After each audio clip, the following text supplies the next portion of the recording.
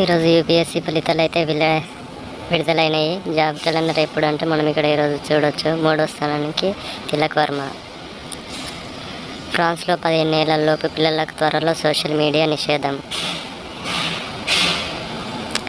తైవాన్లో 5.9 తీవ్రతతో భూకంపం.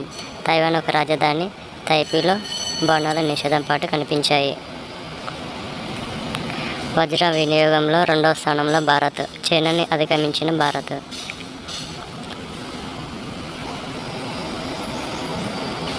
టీజీఏఎన్బి మా సహకారంతో ఆపరేషన్ సంకల్ప్. తెలంగాణ డ్రగ్స్ రహిత రైతాంగా మార్చాలనే లక్ష్యంతో తెలంగాణ యాంటీ నార్కోటిక్స్ బ్యూరో పనిచేస్తుంది.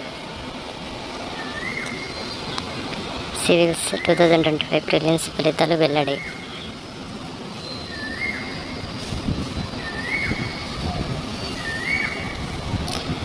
క్యాబినెట్ కర్పు. కొత్త మంత్రుల శాఖ కేటాయింపు. వివేక్ లక్ష్మణ్ శ్రీహరులకు మంత్రుల శాఖ ఇచ్చిన సీఎం రేవంత్ రెడ్డి. ఇక్కడ మనం చూసుకోవచ్చు ఎవరికి గనుల శాఖ ఎవరికి, క్రీడల శాఖ ఎవరికి ఇచ్చిందో మనం చూసుకోవచ్చు. జాబ్ క్యాలెండర్ ఇంకెప్పుడు ఓయూలో విద్యార్థులు.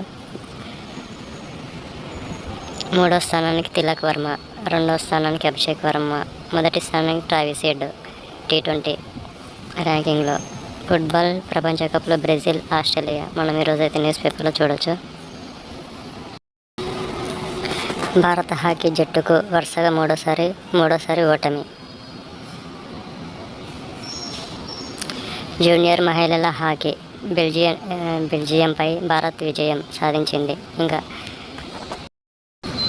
మీకు నచ్చినట్టయితే మన ఛానల్ని సబ్స్క్రైబ్ చేసుకుని ఫ్రెండ్స్ లైక్ కొట్టండి, అందరికి షేర్ చేయండి. Thank you friends, thank you.